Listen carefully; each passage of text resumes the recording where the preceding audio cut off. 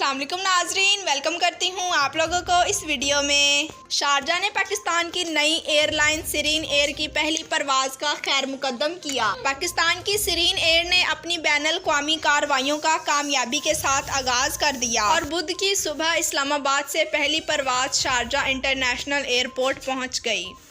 سرین year ابتدائی طور پر اسلام آباد اور شارجہ کے مابین 3 ہفتہ وار پروازیں اڑائے گی۔ دوسرے مرحلے میں ایئر لائن 1 مئی 2021 سے لاہور اور دبئی کے درمیان 3 پروازیں شامل کرے گی۔ سرین ایئر کے CEO محمد صفدر خان نے گلف ٹوڈے کو بتایا کہ سرین ایئر کے لیے یہ ایک اہم دن ہے کیونکہ ان کے طیارہ نے شارجہ میں لینڈ کیا۔ اس طویل انتظار سے بین الاقوامی آپریشن کا آغاز نہ صرف ہماری جوش و خروش کا مضمر ہے بلکہ مزید بین الاقوامی منزلوں کی طرف ایک امید افزا قدم بھی ہے۔ شارجہ انٹرنیشنل ایئرپورٹ پر متحدہ عرب امارات میں سرین ایئر کے کنٹری مینیجر سہیل شیخ، سینئر ایویشن اور ہوائی اڈے کے عہدیداروں نے سرین ایئر کی افتتاحی پرواز کا خیر مقدم کیا۔ سہیل شیخ نے کہا، یہ ہمارے لیے ایک قابل ذکر لمحہ ہے جب ہماری پہلی بین الاقوامی پرواز متحدہ عرب امارات پہنچی۔